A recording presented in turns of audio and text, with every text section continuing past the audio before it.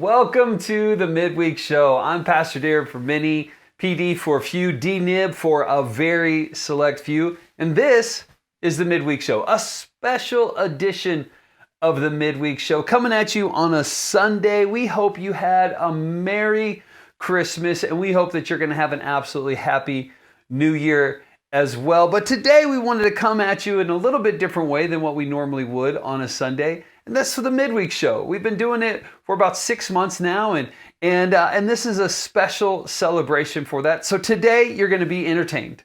Today, hopefully you're going to be inspired by what's actually happening within our community, and we hope that you're going to be encouraged with a special word from a great friend of mine as well. But if you're new to the Midweek Show, we always start off every single Midweek Show with a little thing that we call the top 4 of all time.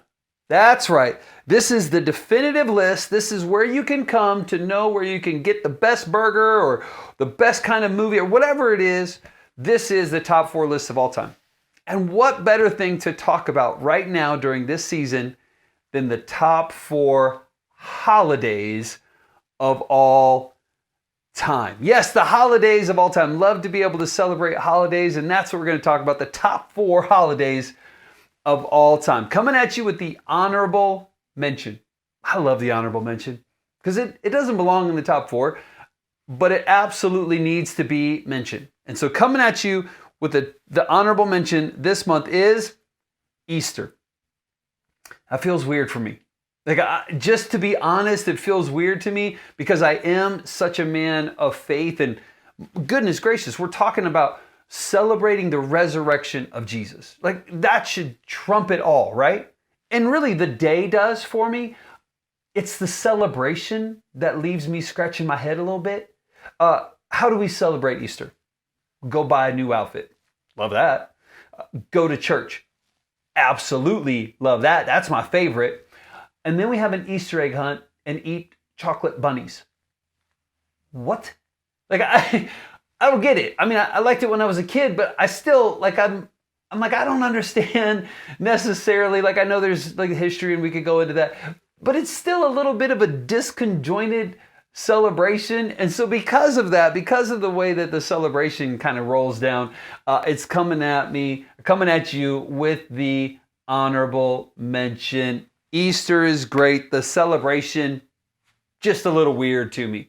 All right, let's get in. Number 4 on the top holidays of all time is the 4th of July. Right? I mean, it's number 4. It's the 4th of July.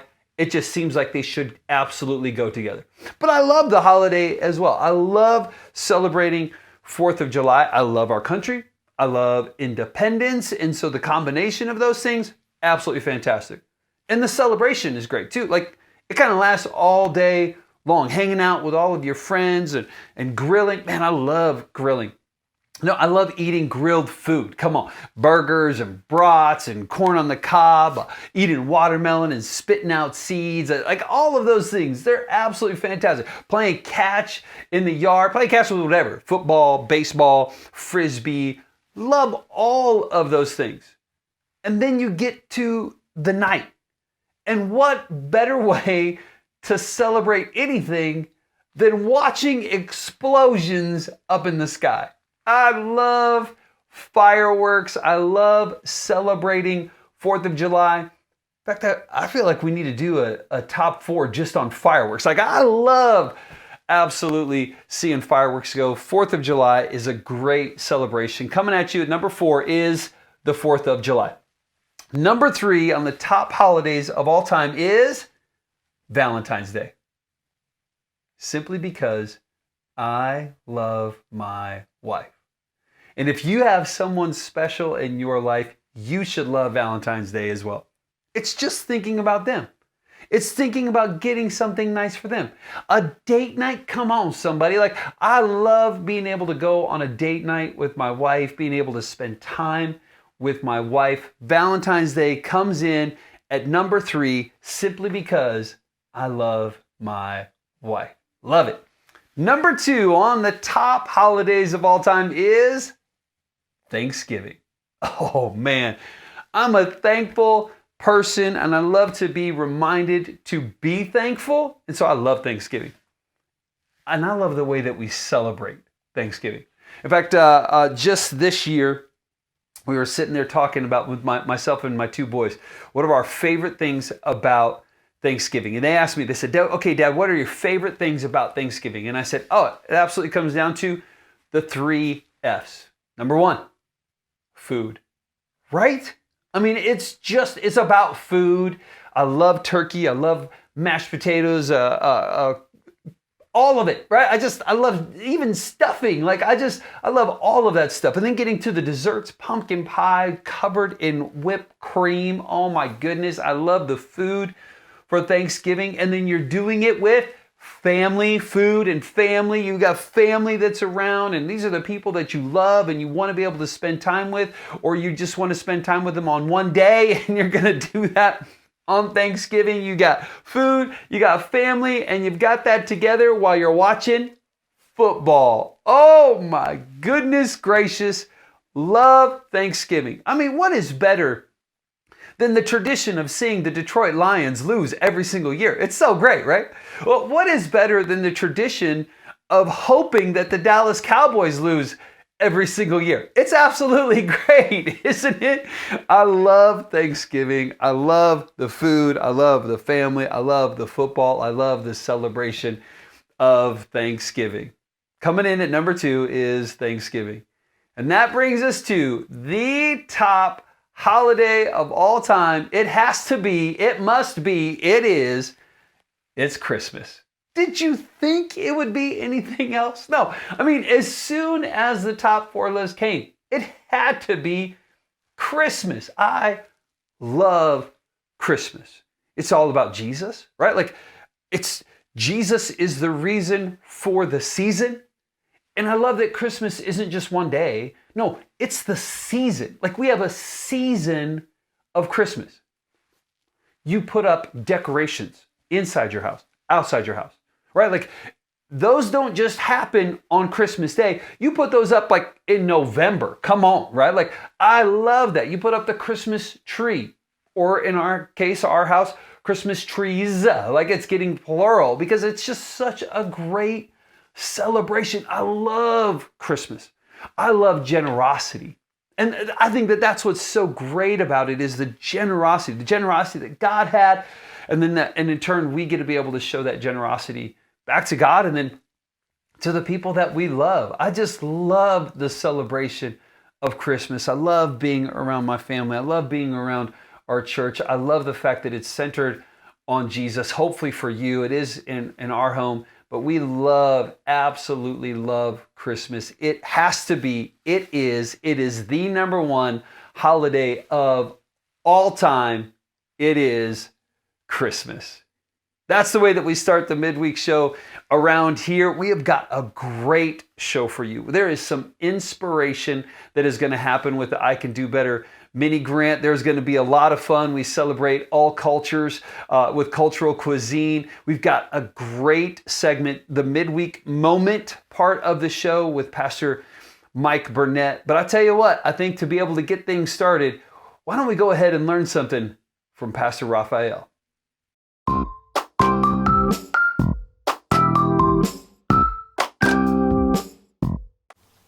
A sneeze can travel as fast as 100 miles.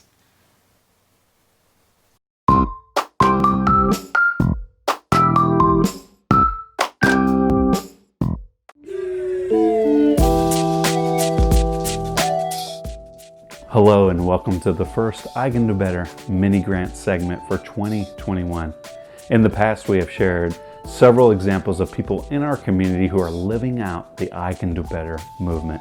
This month, we want to highlight an organization that is serving our city. Circle the City provides medical care to the homeless population in our community. So far this year, the homeless population in the greater Phoenix area has increased by 18% compared to last year. And homelessness has become way more complicated during a pandemic. Some days, Circle the City is actually seeing as many as 50 people test positive for COVID-19. This is one organization per day. Some people are actually deciding to live on the streets instead of staying at home because they've tested positive for COVID-19. They don't want to infect their family. This can create a major problem in our community, and this is when Circle the City looked at this and said, we can do better. They have set up a safe place for people who are experiencing homelessness to go when they're positive with COVID-19. We want to come alongside and support Circle the City in these efforts. The safest and most effective way for us to do this is to financially support their efforts. So Circle the City is the I Can Do Better mini grant recipient for January. If you know of an organization that is living out the I Can Do Better movement, we want to know about it. Simply go to tinyurl.com/better314 and there's a box that says share your story. Just put the organization's details there. We can't wait to hear about more opportunities to support organizations who are living out the I Can Do Better movement.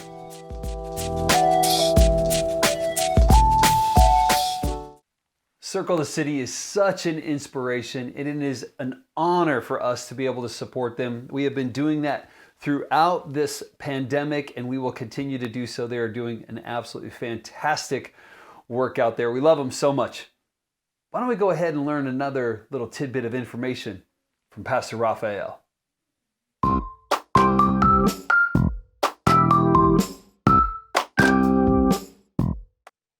Between 12 and 15% of the population is left-handed.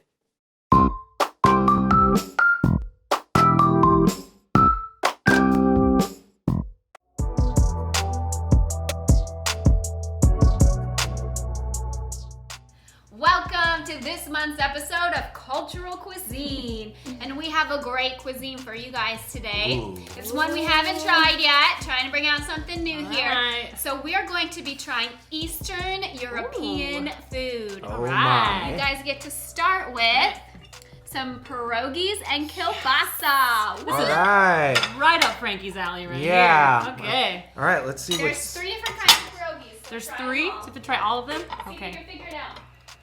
Ready? Go. If I can get it. Yep, that's potato. Some sort of coleslaw or something.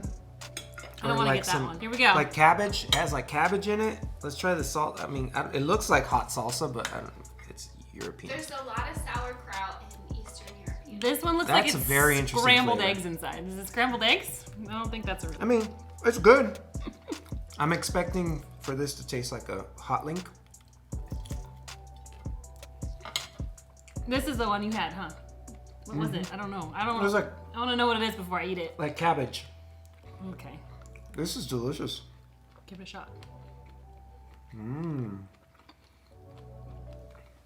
Nope. Interesting flavor. Tastes like a hot dog. It's delicious. Literally tastes like a hot dog with fancy ketchup.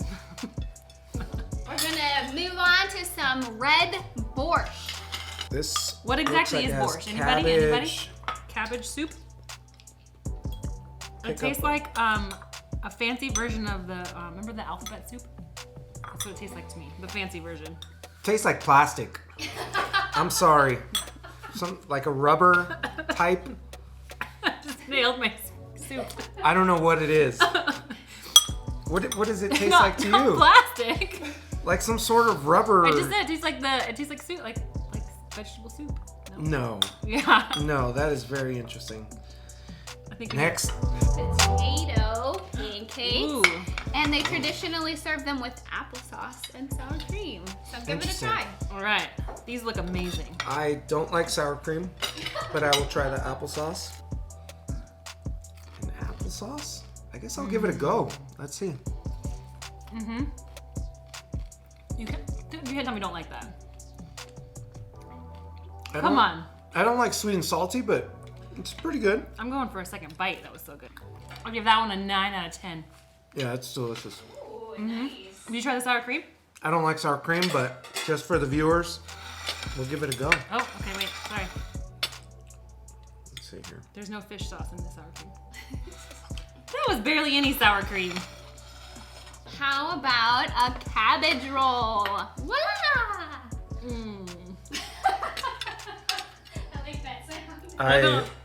It looks like a creature. Like a little alien creature. Like, let's turn it this way so they can see. It looks like something I don't came out of a creature. I really don't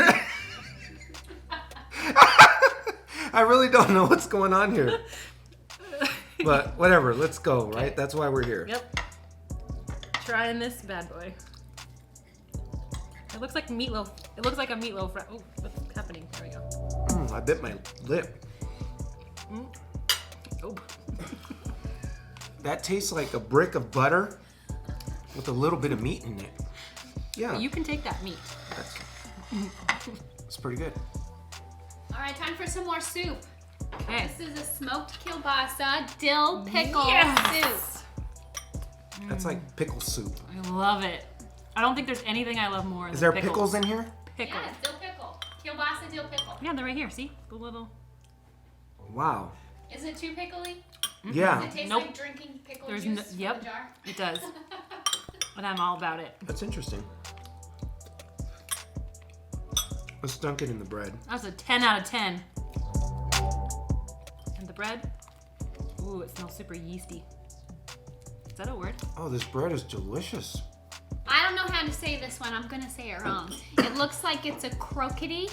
Croquette? Croquette? No, it has a Y at the end. Crockety? Yes. Crockety. But there's sauerkraut or cabbage inside of this rolled up. Got it. Enjoy. Voila! Voila! I feel like we could... Ooh, they're soft. So it looks like it's sweet, but it's not sweet. Nah. Pretty plain, huh? Mm-hmm. Doesn't really have much flavor. You just licked it. Did you just lick it? Just to pick up more flavor from it. Okay. Okay, I don't have to say this one either. Okay. But I think like every culture has fried dough with some kind of sweetness on it, like honey or sugar, something like that. So that's what this one is. I think you say it hiroshiki. I don't know. I'm sure I said Someone could confirm that. Are you sure that's not Asian? Hiroshiki. No, it's Eastern European. Okay. Enjoy. This one. This. Anything fried in sugar has got to be good. All right, let's see here.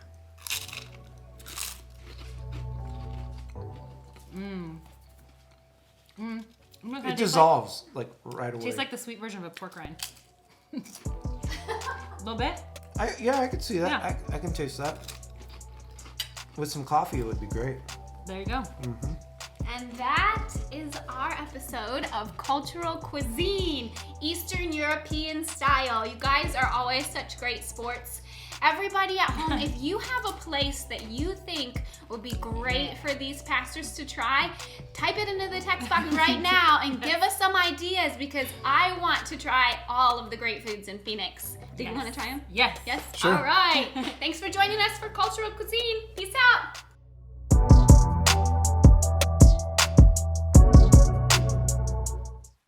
We celebrate all cultures with Cultural Cuisine. Those guys are such great sports. They do an amazing job every single month, no doubt about it. We hope you've been entertained. We hope you've been inspired.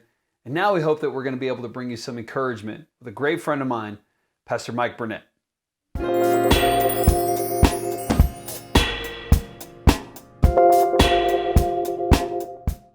Welcome to the midweek part of the Midweek Show. Oh my goodness, I get to be able to sit down with one of my best friends, an amazing pastor, part of my wolf pack, Pastor Mike Burnette. Absolutely fantastic to have you here. So hopefully we're gonna be able to talk some things about what God is speaking to people and maybe encouraging some people. But before we get there, I have a very important question for you. Okay, so we're in the holiday season. We're coming out of the holiday season, and I love the holiday season. Especially in Phoenix. Come on, somebody. It's absolutely fantastic. This is the important question. What is your favorite holiday? Halloween. Well, Okay. for me, that's the beginning of the holiday season. Okay. For a couple reasons. Number one, I was a broke fat kid. Yeah. So free candy has always been a blessing to me. But more than that, I was saved on Halloween. Okay. So I gave my life to Jesus on Halloween of 1997. Maybe lead with that instead of broke fat. Okay, so I gave my heart to Jesus on Halloween. Oh, that's a fantastic And also, story. I was a chubby Powerful. kid with no money. So free candy's always been a lot to me. Is that better? Yeah, I got some candy for you if you need some later on. But I love fall time. I live in Tennessee, so we Yeah. have 4 real seasons. And Yeah, so for yeah, me, Halloween kind of begins the okay, crisp air, Yes. orange, red, yellow leaves, and Yeah. raking. That's always the worst. You know, I'll tell you, that's actually the hardest season for me living in Arizona is when I'm seeing pictures of you wearing sweatshirts and, Yeah. you know, like it's perfect football weather Right. and it's still 100 degrees out here. I'm like, Yeah. oh, okay, I'm ready for But I'll take your winter over our fall time. Let's anytime. go, somebody. So anyway, I'm a Thanksgiving guy. Yeah. It's the first time you have that big meal all Okay, year. yeah. And we have for the last few years as a family, we've opted away from just the traditional baked turkey. Okay. We're turducken people. Have you heard of that? Yeah, you're a glutton. It's like it's like a southern delicacy for carnivores. turkey, chicken. Yeah, and it's at least 3 meats. So they take a duck, stuff it. I think with pork stuffing. Take a duck and then they wrap it with a chicken with a layer of stuffing inside, and then they have a turkey on the outside and they wrap it in that. Is All there the anything bones. more American than that? No. Well, I do finish it with apple pie typically. So anyway, I like the fall time. Of course, that's the beginning of the season. Then the last big meal at Christmas. Yeah. That's always great. Yeah, so I can respect that Halloween is a big one for you just because of the story that Sure. you have, but you're wrong. Yeah, Absolutely okay. wrong. The greatest holiday is Christmas. I'm with Christmas too, though. I mean, I'm not a hater. Oh, you're just trying to be down with all of them? Okay, What are so you, a politician? I like when I got saved. I like turduckens. Yeah. And I'm a gift guy. Well, you know God is the greatest gift giver of all time, There and we He go. gave His one and only Son Oh man, it's good. just for you. On Mike. Christmas Day. Oh, that's exactly it. All right, we can talk about that. We can have so yeah. much fun as we continue on. But really, I want to be able to, well, hopefully, just be able to inspire some people, encourage some people Sure. that going through a tough season. Not just 2020, because even though it's been very difficult. Life is just a hard season at times. But God is still speaking to us in the middle of our hard seasons. And so the question that I have for you is, what has God been speaking to you about during this season? Yeah, 2020 is a year nobody asked for. Yeah.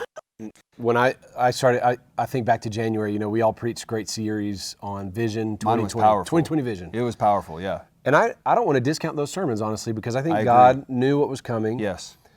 And He was challenging us to have vision. That's right. In a season like this, because honestly, a lot of our culture is without vision. That's exactly which right. is part of why we're probably perishing. I mean, there's something biblical about wow. that. Somebody's got to lead. Somebody's got to have a vision for how to move us forward as just a human species. Yes.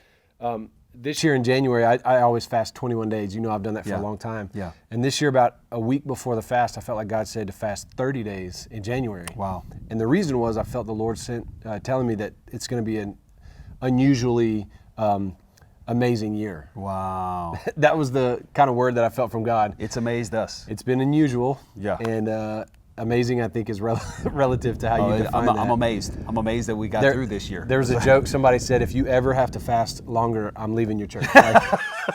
So they blame me for that. But, I don't want to despise the fact that God knew this was coming. Nothing took Him by surprise. Exactly.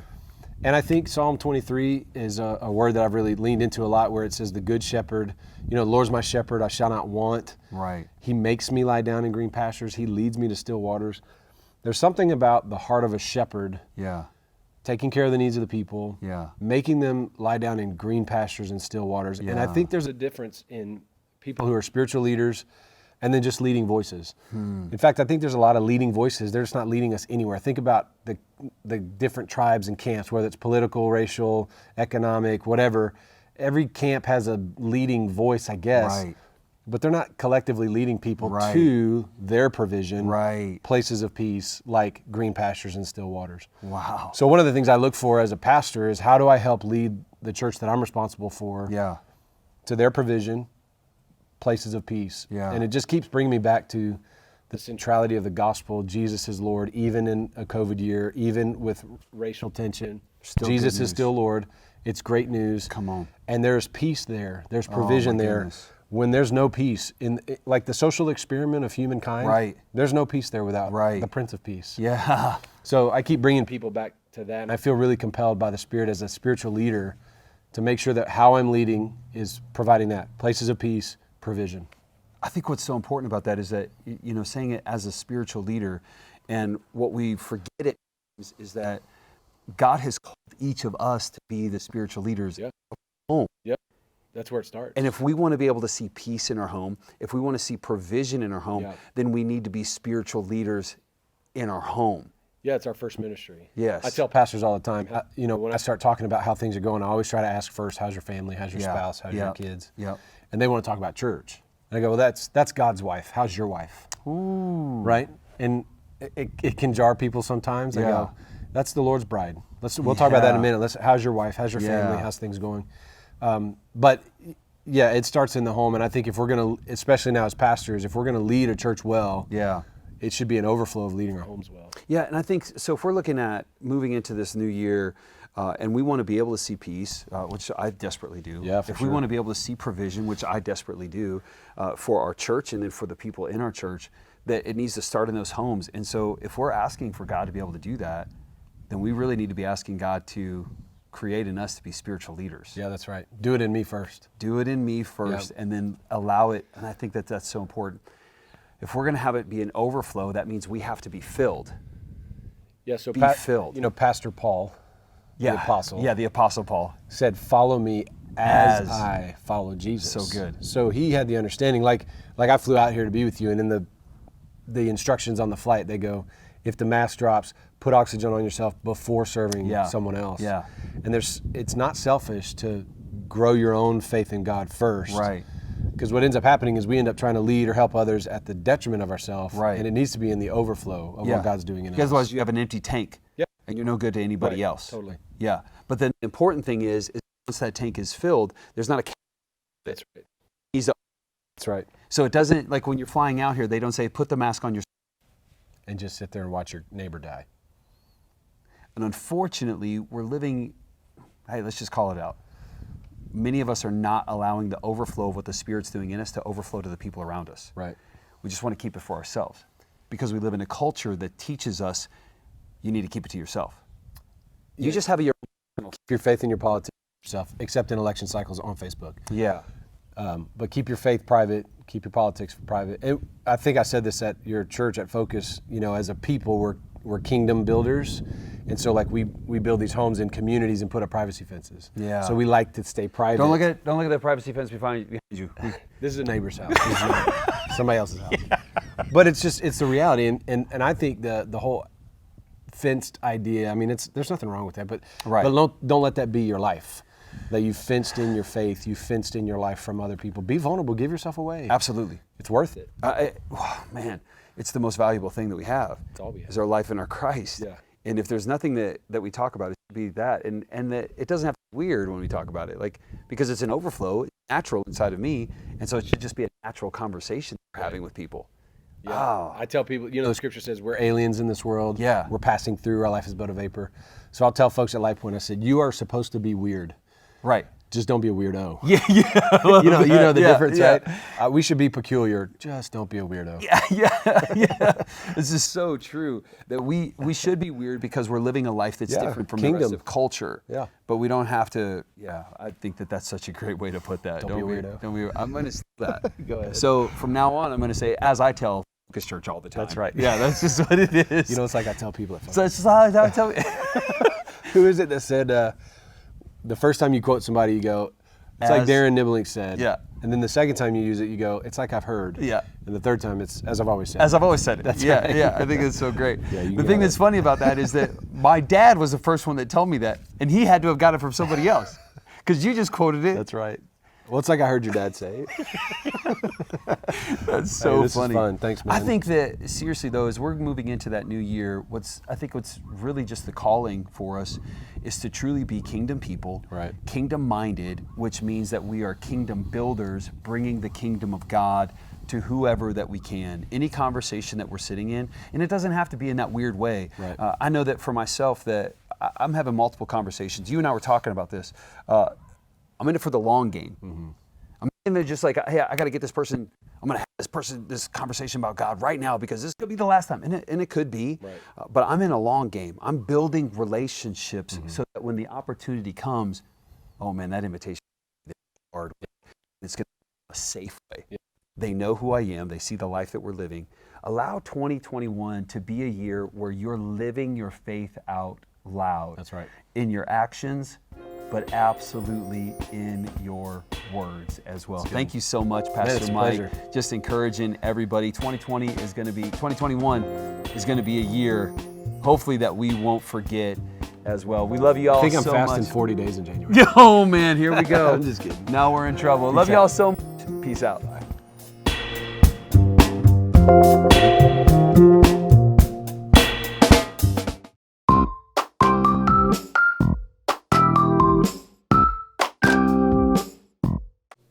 People with allergies can reduce allergy reactions by laughing.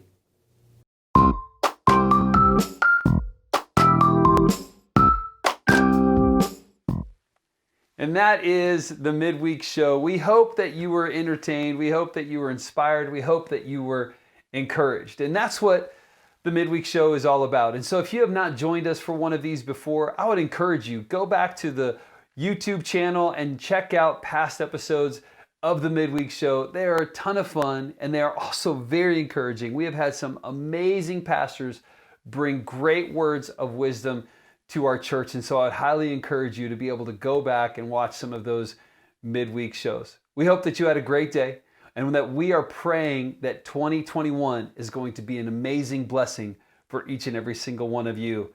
We love you and peace out.